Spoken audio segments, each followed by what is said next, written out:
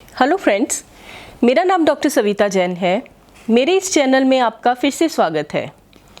दोस्तों, आज हम फिर हाजिर हैं एक बहुत ही कॉमन प्रॉब्लम के साथ, थायराइड। आपने बहुत बार देखा होगा अपने आसपास लोगों को कहते हुए कि उनको थायराइड की प्रॉब्लम है। ये थायराइड है क्या? ये क्यों होता है? इसकी वजह से आपको क्या क्या लक्षण महसूस हो सकते हैं? इसको कैसे कंट्रोल करते हैं? इन सब के बारे में बात करेंगे अपने आने वाले कुछ वीडियोस में। आज दोस्तों मैं बताऊंगी आपको कि ये थायराइड है क्या, इसका बॉडी में क्या काम है, और उसके बाद हम बात करेंगे एक बहुत ही कॉमन प्रॉब्लम के बारे में, हाइपोथायराइडिज्म। तो दोस्तों सबसे पहले जानते हैं कि थायराइड है क्या।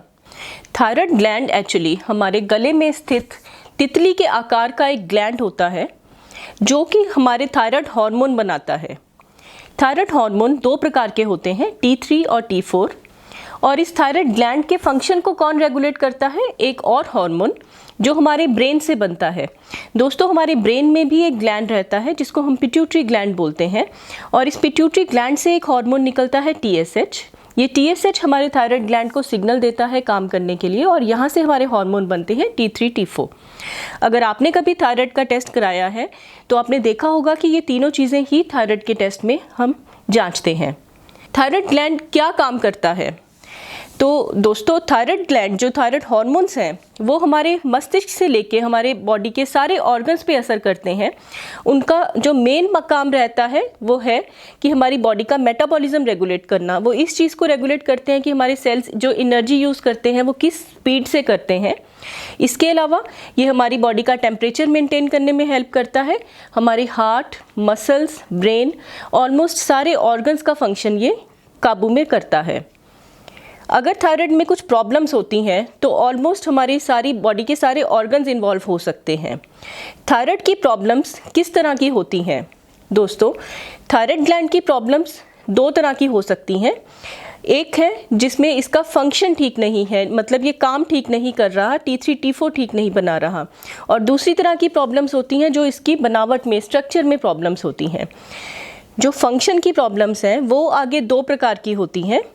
एक है जिसमें थायराइड हार्मोन ज़रूरत से ज़्यादा काम करता है, जिसमें हमारे T3, T4 हार्मोन ज़रूरत से ज़्यादा बनते हैं। इसको दोस्तों हम बोलते हैं हाइपरथायराइडिज्म, जिसमें T3, T4 ज़्यादा रहते हैं और TSH कम रहता है। दूसरी जो फंक्शनल प्रॉब्लम हो सकती है वो है हाइपोथायराइडिज्म, मतलब थायराइड हार्मोन कम काम करता है। इसमें दोस्तों T3, T4 की मात्रा कम रहती है और TSH की मात्रा बढ़ जाती है। तो थायराइड ग्लैंड की बनावट की या स्ट्रक्चरल प्रॉब्लम्स क्या हो सकती हैं? दोस्तों, आपने कई बार देखा होगा कई लोगों के गले में स्वेलिंग रहती है, सूजन होती है। तो कई बार ये थायराइड ग्लैंड के अंदर कोई गांठ बन सकती है, या ग्लैंड का साइज़, पूरे का साइज़ बढ़ सकता है, जिसको हम गॉइटर बोलते हैं। कई बार ये आगे जाकर कैंसर भी बन सकता है। अपने आने वाले कुछ हफ्तों में मैं इन सभी प्रॉब्लम्स के बारे में डिस्कस करूंगी। आज के इस वीडियो में हम डिटेल में बात करेंगे सबसे कॉमन थायराइड की प्रॉब्लम के बारे में, जो है हाइपोथायराइडिज्म, मतलब जिसमें थायराइड हार्मोन ज़रूरत से कम काम करता है। हाइपोथायराइडिज्म दोस्तों बहुत ही कॉमन है। आंकड़ों के मुताबिक हमारे भारत में तकरीबन 42 मिलियन लोगों को हाइपोथायराइडिज्म है। इसका मतलब 10 में से किसी एक बंदे को हाइपोथायराइडिज्म की बीमारी है। ये हाइपोथायराइडिज्म फीमेल्स में ज़्यादा कॉमनली देखने को मिलता है। मेल्स के कंपैरिजन में लगभग 8 से 10 गुना ज़्यादा ये फीमेल्स में देखने को मिलता है। ये किसी भी उम्र में हो सकता है। बच्चों को पैदा होने पर भी हाइपोथायराइडिज्म हो सकता है, बड़ों को भी किसी भी उम्र में ये हो सकता है। तो ये हाइपोथायराइडिज्म कितने प्रकार का हो सकता है? ये निर्भर करता है कि ये बीमारी कितना एक्सटेंट है इस बीमारी का। तो अगर आपका सिर्फ TSH बढ़ा हुआ है पर T3, T4 नॉर्मल है तो इसको हम बोलते हैं सब क्लिनिकल हाइपोथायराइडिज्म। ये आमतौर पर थायराइड की शुरुआती स्टेजेस में होता है। इसके बाद अगर ये बढ़ता जाए तो TSH बढ़ने के अलावा आपका T3, T4 भी कम होना शुरू हो जाता है, जिसको हम ओवर्ट हाइपोथायराइडिज्म बोलते हैं। हाइपोथायराइडिज्म होने के क्या कारण हो सकते हैं? सबसे कॉमन कारण, सबसे कॉमन रीज़न जो थायराइड का है वो है ऑटो इम्यून थायराइड डिजीज़, मतलब हमारी बॉडी में कुछ ऐसे सेल बन जाते हैं जो अपने ही सेल्स को, थायराइड के सेल्स को काम नहीं करने देते, जिसको हम ऑटो इम्यून थायराइड डिजीज़ बोलते हैं। तो सबसे commonly autoimmune thyroid disease ही हाइपोथायराइडिज्म का कारण है। इसके अलावा दोस्तों एक और कॉमन रीज़न है, वो है आयोडीन डेफिशिएंसी।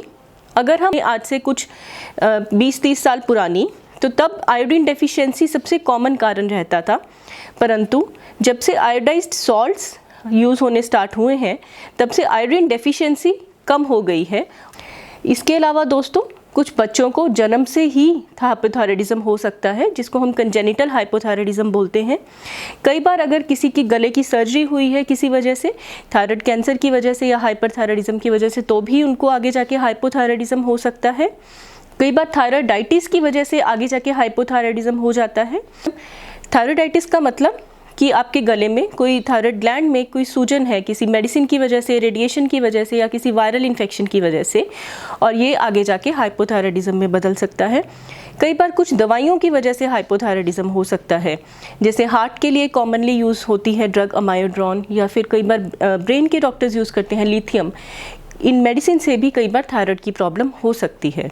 तो हाइपोथायराइडिज्म के लक्षण क्या हो सकते हैं? आपको कैसे शक होगा कि थायराइड की प्रॉब्लम है आपको? दोस्तों जैसे कि मैंने बताया कि थायराइड जो हार्मोन्स हैं वो हमारी बॉडी का मेटाबॉलिज्म रेगुलेट करते हैं। सो अगर थायराइड हार्मोन्स कम होंगे तो ओवरऑल हमारा मेटाबॉलिज्म स्लो हो जाता है, जिसकी वजह से आपको लो एनर्जी फील होना, थकावट जल्दी होना, सुस्ती रहना, ठंड ज़्यादा लगना, भूख कम लगना, और भूख कम लगने के बावजूद आपका वज़न बढ़ना, स्किन की ड्राइनेस हो सकती है, आपका हेयर फॉल, बाल गिरना ज़्यादा हो सकता है, आपको बॉडी एक्स हो सकती हैं, बॉडी पेन, मसल पेन या जॉइंट पेन्स हो सकती हैं, फीमेल्स में पीरियड्स की प्रॉब्लम्स हो सकती हैं, प्रेगनेंसी ना होने की प्रॉब्लम हो सकती है, और कई बार प्रेगनेंसी में बार बार मिसकैरेज होने की प्रॉब्लम हो सकती है। और कुछ लोगों में थायराइड के कुछ सिम्टम्स नहीं भी हो सकते, स्पेशली अगर आपको सब क्लिनिकल हाइपोथायराइडिज्म है तो हो सकता है कि आपको कोई सिम्टम्स ना हो।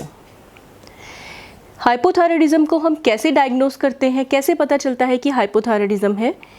दोस्तों इसके लिए हम ब्लड टेस्ट करते हैं, जैसे कि मैंने पहले बताया, हम TSH, T3 और T4 करते हैं। T3 T4 भी तकरीबन 2 तरह के होते हैं, फ्री T3 फ्री T4 या टोटल T3 टोटल T4।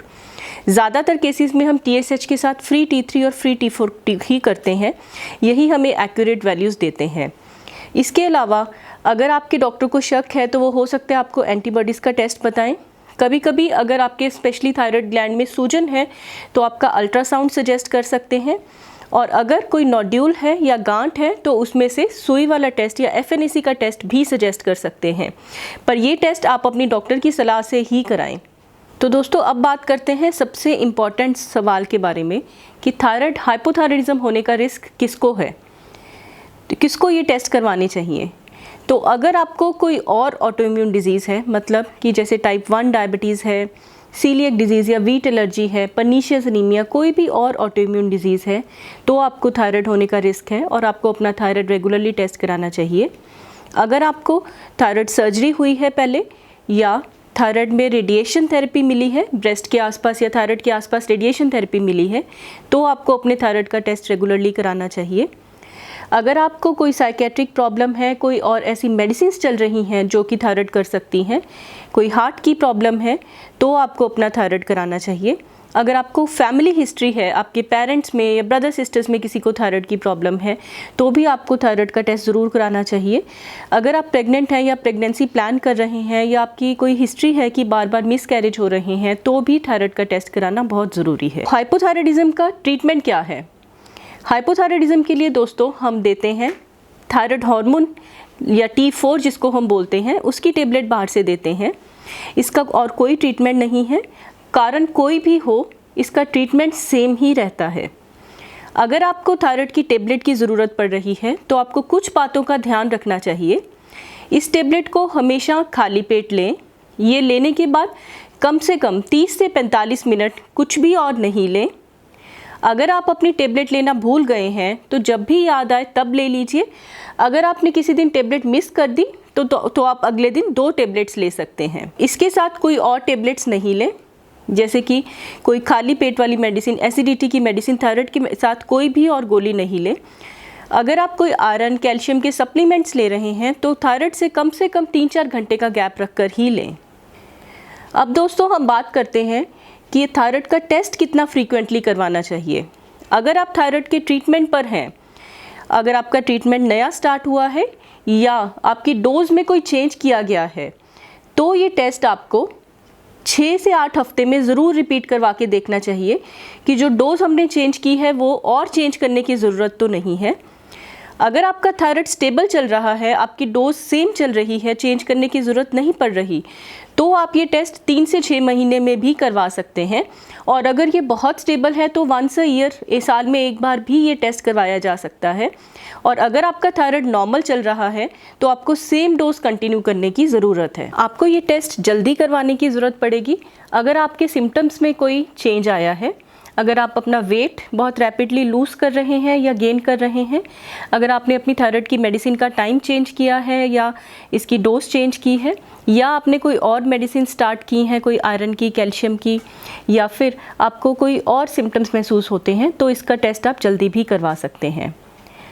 आम तौर पर दोस्तों हाइपोथायराइडिज्म का ट्रीटमेंट जनरल फिजिशियंस भी करते हैं, पर आपको एक स्पेशलिस्ट को दिखाने की ज़रूरत है अगर हाइपोथायराइडिज्म बच्चों में है, अगर प्रेगनेंसी में हाइपोथायराइडिज्म है, अगर आपका थायराइड स्टेबल नहीं हो रहा, बहुत ज़्यादा फ्लक्चुएट कर रहा है, या अगर आपका थायराइड प्रोफाइल बहुत ही अनयूजुअल रिपोर्ट दिखा रहा है, जैसे कि T3, T4, TSH तीनों बहुत लो हैं या हाई हैं, या फिर अगर आपके गले में स्वेलिंग है, नोड्यूल है, कोई थायराइड ग्लैंड का साइज़ बड़ा हुआ है, इन सभी सिचुएशंस में आपको एक स्पेशलिस्ट को, एंडोक्रिनोलॉजिस्ट को दिखाने की ज़रूरत पड़ेगी। अंत में याद रखें दोस्तों कि आम तौर पर हाइपोथायराइडिज्म जो प्रॉब्लम है वो ख़त्म नहीं होती। ज़्यादातर लोगों में इसका जो ट्रीटमेंट है वो लाइफ लॉन्ग लेना पड़ता है। बहुत बार लोग हमसे पूछते हैं कि लाइफ लॉन्ग ये टेबलेट लेंगे बॉडी पे क्या इफ़ेक्ट्स करेगी। तो याद रखिए कि ये टेबलेट, जैसे कि मैंने पहले भी बताया, ये एक नेचुरल हार्मोन है जो हमारी बॉडी में बनता है। वो हाइपोथायराइडिज्म में कम बनता है तो हम बाहर से देते हैं। अगर आप TSH रेगुलर मॉनिटर कर रहे हैं और इसको हम ओवर या अंडर ट्रीट नहीं कर रहे, आपका TSH नॉर्मल चल रहा है, तो ये आपको कोई साइड इफ़ेक्ट्स नहीं करेगा। पर अगर आप अपने आप इसकी डोज कम या ज़्यादा करेंगे और आपका TSH ऊपर नीचे होगा तो ये आपको प्रॉब्लम्स देगा। तो अगली बार हम बात करेंगे थायराइड और प्रेगनेंसी के बारे में। अपनी सेहत का ध्यान रखें दोस्तों। जय जिनेंद्र।